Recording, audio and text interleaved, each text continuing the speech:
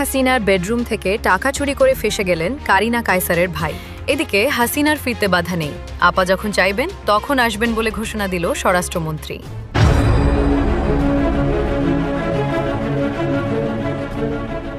একটা কন্ট্রোভার্সি আছে যে আমি আর কায়সার ইয়েতে গেছিলাম, গণভবনে গেছিলাম চুরি করতে।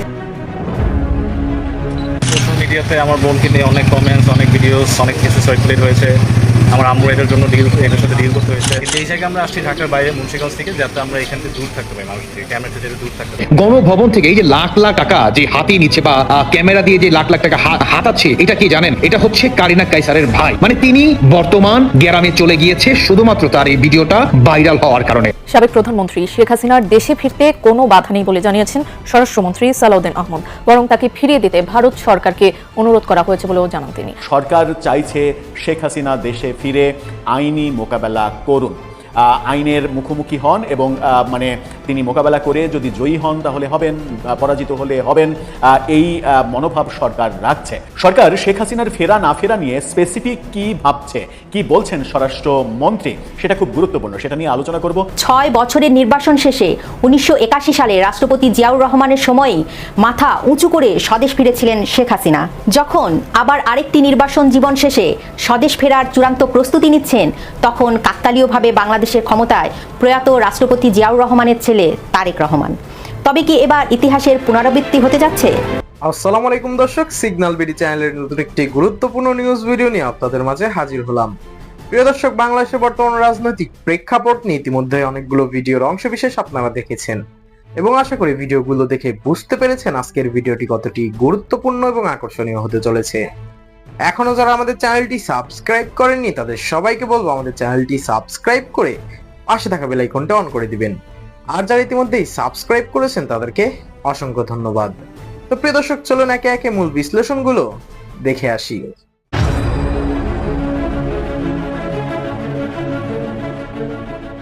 একটা কন্ট্রোভার্সি আছে যে আমি আর কায়সার ইয়েতে গেছিলাম, গণভবনে গেছিলাম চুরি করতে। সোশ্যাল মিডিয়াতে আমার বোনকে নিয়ে অনেক কমেন্টস, অনেক ভিডিওস, অনেক কিছু সার্কুলেট হয়েছে।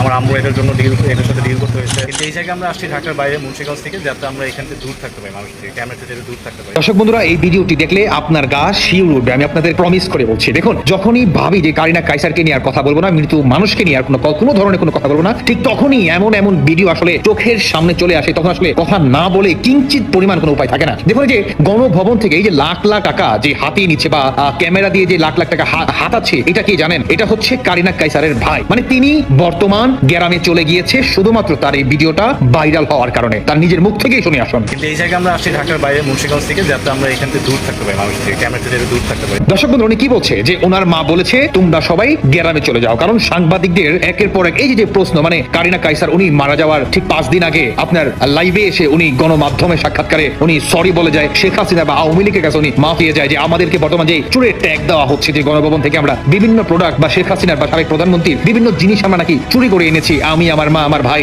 এগুলো সম্পূর্ণ হচ্ছে গুজব। কিন্তু এই গুজবই যখন বাস্তবে রূপ দেয় তখন তো আসলে কথা বলতেই হয়। দর্শক বন্ধুরা, এদিকে যেখানে কারিনা কায়সারের মা উনি মাফ চেয়ে বলছে যে আমরা কোনো কিছু চুরি করিনি, উল্টো দিকে গত 2 বছর আগে লুট হওয়া, মানে গণভবন থেকে সমস্ত আসবাবপত্র যে লুট করেছে যে বাজারা, ঠিক সেই সময় একদল শিক্ষার্থী তারা রাস্তায় লিফলেট নিয়ে দাঁড়িয়েছিল যে গণভবন থেকে যারা চুরি করেছেন, যারা লুট করেছেন, প্লিজ আপনারা সমস্ত জিনিস এখন এখানে এসে ফেরত দিয়ে যান, দেখে আসুন। রাষ্ট্রীয় সম্পদ জমা দেই এবং মুখে বারবার বলছিলাম, কিন্তু এখান থেকে একটা ছোট ভাই, আমি ওনার নাম জানি না, ওনাকে থ্যাংক ইউ, উনি হচ্ছে কম্পিউটারে কম্পোজ করে বিভিন্ন জোরে হাতে দিয়ে দিলেন। তখন আবার ভলেন্টিয়াররা এখানে দাঁড়িয়ে গেলেন এবং উদ্যোগে আমাদের আরো 4টা পয়েন্টে 12 জন করে ভলেন্টিয়াররা কাজ করছেন।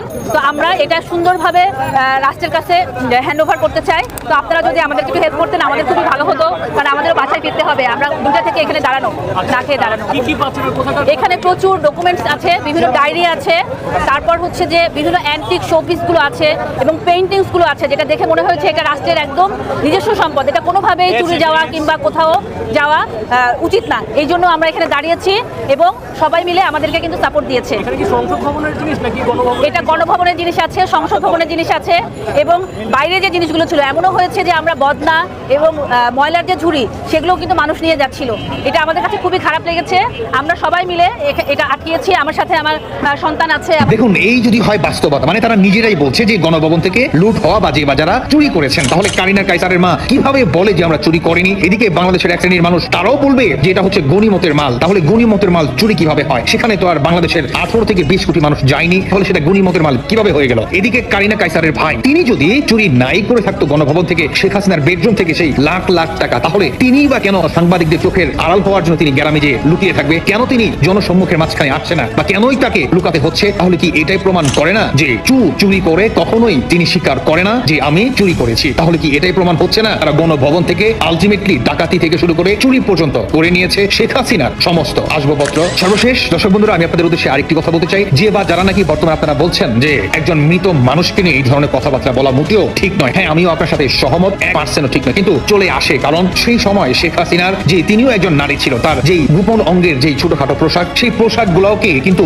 এই সমন্বয়ক নামে এই জঙ্গিবাদীরা তখন কিন্তু এগুলা জনসম্মুখের মাঝখানে বিবস্ত্র ভাবে এটা কিন্তু প্রকাশ করেছিল। তখন কি কারিনা কাইসারদের বা কারিনা কাইসার মায়েদের বা আপনারা বর্তমান যে বা যারা বলছেন, তখন কি আপনিও একজন মেয়ে মানুষ, তখন কি আপনার এটা হৃদয়ে কাঁপলো না যে একজন মেয়ে হয়ে কিভাবে একজন মুরব্বী মানুষের এই পোশাকগুলো আমি গণমাধ্যমে বা যারা নাকি গণমাধ্যমে এগুলো প্রকাশ করছে তাদেরকে বাধা দেওয়া উচিত? সেটা কি একবারের জন্য কি আপনার মনে হলো না? তাহলে আজকে যখন নাকি এই যে এই কারিনা কাইসারের ফ্যামিলি তারা গণভবন থেকে তার ভাই মানে শেখ হাসিনার বেডরুম থেকে যে লাখ লাখ টাকা হাতিয়ে নিল, এবং সেটার ভয়ে যখন সাংবাদিক তাকে ধরার জন্য বা তার সাক্ষাৎকার নেওয়ার জন্য সেই সুবাতে তাকে একটা ইন্টারভিউ নেওয়ার জন্য যে যাবে, তখন তিনি গ্রামে গিয়ে আত্মগোপনে থাকে, তাহলে কি প্রমাণ করে না যে চুরি করে কখনোই স্বীকার করে না?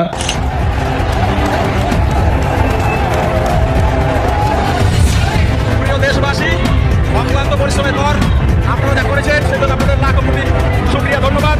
ছাত্র এবং ছাত্রী ভাই বোনদেরকে স্পেশাল থ্যাঙ্কস।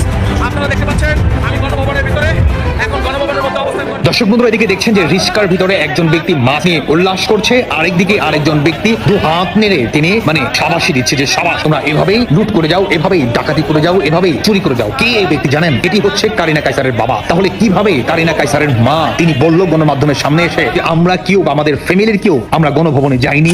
ইয়েতে গেছিলাম, গণভবনে গেছিলাম চুরি করতে। আমরা গণভবনে যাই নাই, মানে কোনোদিনই যাইনি। গণভবন কি আমি নিজেও চিনি না।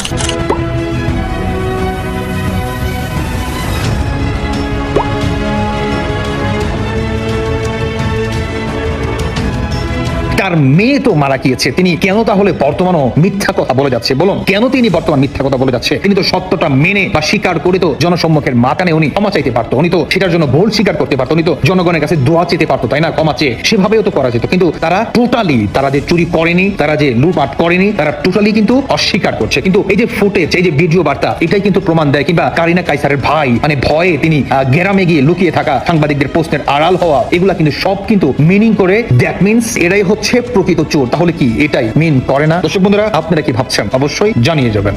সাবেক প্রধানমন্ত্রী তার জীবনের সবচেয়ে আবেগঘন দিনটির স্মৃতিচারণ করে বলেন, 1981 সালের 17ই মে তিনি সব হারিয়ে দেশে ফিরেছিলেন শুধু দেশের মানুষের অধিকার ফিরিয়ে দিতে। মুক্তিযুদ্ধের চেতনা বাস্তবায়নের জন্য, দারিদ্র মুক্ত বাংলাদেশ গড়ে তোলার জন্য, ধনী দরিদ্রের বৈষম্য দূর করবার জন্য বাংলাদেশকে আমরা উন্নত, সমৃদ্ধ, আত্মমর্যাদাশীল বাংলাদেশ হিসেবে গড়ে তুলতে চাই। আজকের প্রেক্ষাপট নিয়ে তিনি স্পষ্ট করে বলেছেন, আমি দেশে না থাকলেও নীরব নই। কূটনৈতিকভাবে, আন্তর্জাতিক আইনগত পথে এবং গণমাধ্যমে তার দল অত্যন্ত সক্রিয়। তিনি বলেন, 1971 সালে পাকিস্তানের সামরিক সরকার আওয়ামী লীগকে নিষিদ্ধ করেছিল, কিন্তু নিষেধাজ্ঞা দিয়ে যদি আওয়ামী লীগকে থামানোই যেত তাহলে তো বাংলাদেশের জন্মই হতো না। মুক্তিযুদ্ধে সবাই অংশগ্রহণ করেছেন, যখন বুকের রক্ত ঢেলে দিয়েছেন, এক ভাইয়ের রক্ত আর এক ভাইয়ের সাথে তো মিশে গেছে, সেই রক্ত তোকে ভাগ করতে যায়নি, ভাগ করতে পারেনি, ভাগ করতে পারে না। বর্তমান শাসকদের এই নিষেধাজ্ঞা আসলে তাদের নিজেদের ভয় আর দুর্বলতার বহিঃপ্রকাশ। তারা ভালো করেই জানে আওয়ামী লীগ যদি মাঠে নেমে রাজনৈতিক কার্যক্রম শুরু করে তবে এই সরকারের রাষ্ট্রবিরোধী ও অগণতান্ত্রিক কর্মকাণ্ড চালিয়ে যাওয়া অসম্ভব হয়ে পড়বে। দেশের মানুষকে বঞ্চিত করে কোনো বিদেশি প্রভুকে খুশি করবার জন্য আমার দেশের মানুষের সম্পদ আমি বিকিয়ে দিতে পারবো না। তবে সবচেয়ে বড় যে সতর্কতা তিনি উচ্চারণ করেছেন তা পুরো দক্ষিণ এশিয়ায় ভূ রাজনীতিকে কাঁপিয়ে দেওয়ার জন্য যথেষ্ট। তিনি বলেছেন, বাংলাদেশে যদি গণতন্ত্র ব্যর্থ হয়, যদি একটি মৌলবাদী রাষ্ট্র গড়ে ওঠে এবং আইনহীনতার সংস্কৃতি চলতে থাকে, তবে শুধু বাংলাদেশের 18 কোটি মানুষই নয়, সমগ্র আঞ্চলিক এবং বৈশ্বিক নিরাপত্তাও চরম হুমকিতে পড়বে। যেন আমাদের দেশে আমাদের যুব সমাজ যেন বিপথে না যায়, এই মাদকাসক্তি শক্তি বা জঙ্গিবাদের সঙ্গে যেন জড়িত না হয়, এবং আমরা এই দেশটাকে একটি শান্তিপূর্ণ দেশ হিসেবে গড়ে তুলতে চাই। 2024 সালের 5ই আগস্টের পর শেখ হাসিনার বিরুদ্ধে একের পর এক অভিযোগের পাহাড় খাড়া করা হয়েছিল। দুর্নীতি, ভারতের কাছে দেশ বিক্রি করার অভিযোগ, কিংবা 24-এর আন্দোলনে ছাত্র জনতার উপর গুলি চালানোর দায়, সবকিছুই চাপানো হয়েছিল তার উপর। কিন্তু রাজনীতিতে 2 বছর খুব ছোট সময় হলেও সত্য উন্মোচনের জন্য এটি যথেষ্ট। আজ 2026 সালে দাঁড়িয়ে বাংলাদেশের রাজনৈতিক বিশ্লেষক থেকে শুরু করে সাধারণ মানুষ সবার চোখ থেকে যেন কুয়াশা কেটে গেছে। গত 2 বছরে যা যা ঘটেছে তাতে একটি বিষয় আজ দিবালোকের মতো পরিষ্কার। 24-এর সেই ঘটনাটি কোনো স্বতঃস্ফূর্ত গণঅভ্যুত্থান ছিল না, এটি ছিল মূলত মার্কিন যুক্তরাষ্ট্রের তৈরি শেখ হাসিনা সরকারকে উৎখাত করার একটি নীল নকশা। এই আন্তর্জাতিক ষড়যন্ত্রের সঙ্গে হাত মিলিয়েছিল দেশের কিছু উচ্চভিলাষী মানুষ, এমনকি শেখ হাসিনা সরকারের ভেতরে থাকা কয়েকজন গুরুত্বপূর্ণ মন্ত্রী ও প্রভাবশালী নেতারাও এই নীল নকশার অংশ ছিলেন বলে এখন বিভিন্ন তথ্য প্রমাণে বেরিয়ে আসছে। তারা কোটি কোটি টাকা খরচ করে সোশ্যাল মিডিয়ায় মিথ্যা তথ্য, ডিপফেক ও প্রোপাগান্ডা ছড়িয়ে সাধারণ দেশবাসীকে বিভ্রান্ত করেছিল। কিন্তু 2 বছর পর আজ বাস্তবতা কি? গত 2 বছরে বাংলাদেশের সাধারণ মানুষের নাভিশ্বাস উঠে গেছে।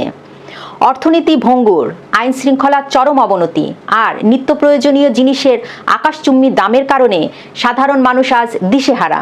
আর এই চরম অসন্তোষের মাঝেই সাবেক প্রধানমন্ত্রী শেখ হাসিনার পক্ষে একটি বিশাল নীরব জনজোয়ার তৈরি হয়েছে। তবে বাংলাদেশের রাজনীতিতে শুধু অভ্যন্তরীণ জোয়ারই যথেষ্ট নয়, বড় ফ্যাক্টর হলো আন্তর্জাতিক শক্তির গ্রিন সিগন্যাল। শেখ হাসিনা বর্তমানে দিল্লিতে আছেন। ভারতের কৌশলগত অবস্থান অত্যন্ত পরিষ্কার। তারা শুরু থেকেই শেখ হাসিনার পাশে দাঁড়িয়েছেন এবং বাংলাদেশকে একটি স্থিতিশীল রাষ্ট্র হিসাবে দেখতে চায়। দিল্লির পক্ষ থেকে সবুজ সংকেত অনেক আগে থেকেই দেওয়া আছে। কিন্তু আসল জটিলতা যেখানে ছিল তা হলো আমেরিকা। 2024 সালে জো বাইডেনের প্রশাসনের সাথে শেখ হাসিনা সরকারের যে দূরত্ব তৈরি হয়েছিল তা সবারই জানা। কিন্তু 2026 সালের বর্তমান বৈশ্বিক প্রেক্ষাপট অনেকটাই বদলে গেছে। বিশেষ করে মার্কিন নির্বাচনে ডোনাল্ড ট্রাম্প পুনরায় ক্ষমতায় আসার পর মার্কিন পররাষ্ট্রনীতিতে এসেছে এক বিশাল পরিবর্তন। আগামী 23 মে ভারতে আসছেন মার্কিন প্রেসিডেন্ট ডোনাল্ড ট্রাম্পের অত্যন্ত বিশ্বস্ত এবং মার্কিন প্রশাসনের অন্যতম প্রভাবশালী ব্যক্তি মার্কো রুবিও। রুবিওর এই ভারত সফরকে দক্ষিণ এশিয়ার রাজনীতির টার্নিং পয়েন্ট ধরা হচ্ছে। কেন? কারণ ট্রাম্প প্রশাসন ভূরাজনৈতিক স্থিতিশীলতা এবং মৌলবাদ দমনে ভারতের ভূমিকাকে অত্যন্ত গুরুত্ব দেয়। দিল্লির কূটনৈতিক টেবিলে মার্কো রুবিওর এই সফরের হয়তো শেখ হাসিনা দেশে ফেরার চূড়ান্ত গ্রিন সিগন্যাল বা রোড ম্যাপ তৈরি হতে যাচ্ছে।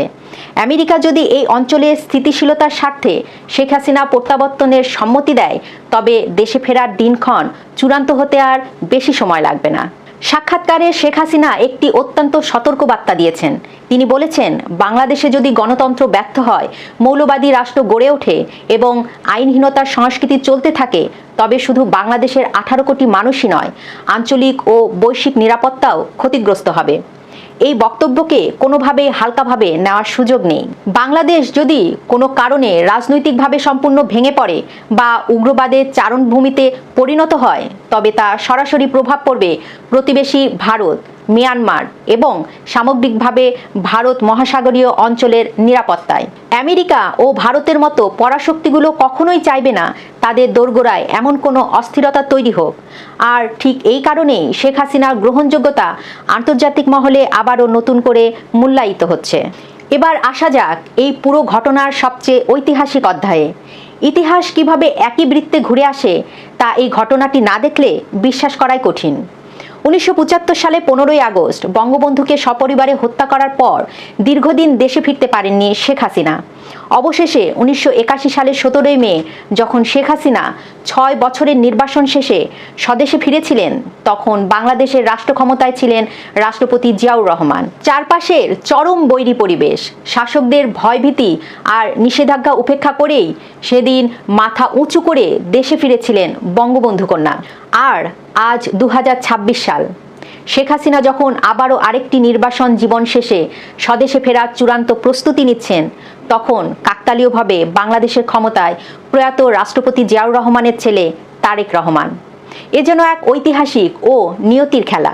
1981 সালে পিতার শাসনামলে যেভাবে শেখ হাসিনা দেশে ফিরেছিলেন গণতন্ত্র প্রতিষ্ঠার লড়াই করতে, 2026 সালেও তিনি ঠিক একইভাবে পুত্রের শাসনামলে দেশে ফেরার ঘোষণা দিয়েছেন গণতন্ত্র পুনরুদ্ধারের গৌরব নিয়ে। 1981 সালের সেই প্রত্যাবর্তন যেমন বাংলাদেশের রাজনীতিকে আমূল বদলে দিয়েছিল, 2026 সালের প্রত্যাবর্তনও বাংলাদেশের ইতিহাসের গতিপথকে নতুন দিকে মোড় ঘুরিয়ে দেবে, তা বলার অপেক্ষা রাখে না। শেখ হাসিনা 1981 সালেও মাথা উঁচু করে ফিরেছিলেন, আর 2026 সালেও তিনি মাথা উঁচু করে ফিরবেন। এই আত্মবিশ্বাসী এখন আওয়ামী লীগের নেতাকর্মী ও কোটি কোটি সমর্থকদের মনে নতুন আশার আলো তৈরি হয়েছে। রাজনীতিতে কোনো কিছুই স্থায়ী নয়, না ক্ষমতা না নির্বাসন। শেখ হাসিনার এই সাক্ষাৎকার এবং 23শে মে মার্কো রুবিওর ভারত সফর সব মিলিয়ে বাংলাদেশের রাজনীতিতে এখন এক প্রচণ্ড ঝড় ওঠার আগের স্তব্ধতা বিরাজ করছে। ষড়যন্ত্রের কুয়াশা ভেদ করে সত্য যেভাবে উন্মোচিত হচ্ছে, তাতে মানুষের মাঝে তৈরি হওয়া এই জোয়ার শেখ হাসিনাকে কত দ্রুত স্বদেশে ফিরিয়ে আনে সেটা এখন দেখার বিষয়। কিন্তু প্রশ্ন রয়েই যায়, আন্তর্জাতিক ভূ রাজনীতির এই জটিল দাবার বোর্ডে শেষ চালটি কার হবে? মার্কো রুবিওর ভারত সফর কি সত্যি শেখ হাসিনাকে ফেরার তারিখ চূড়ান্ত করবে? আপনার কি মনে হয়, শেখ হাসিনা কি আসলেই 2026 সালে মাথা উঁচু করে দেশে ফিরতে পারবেন?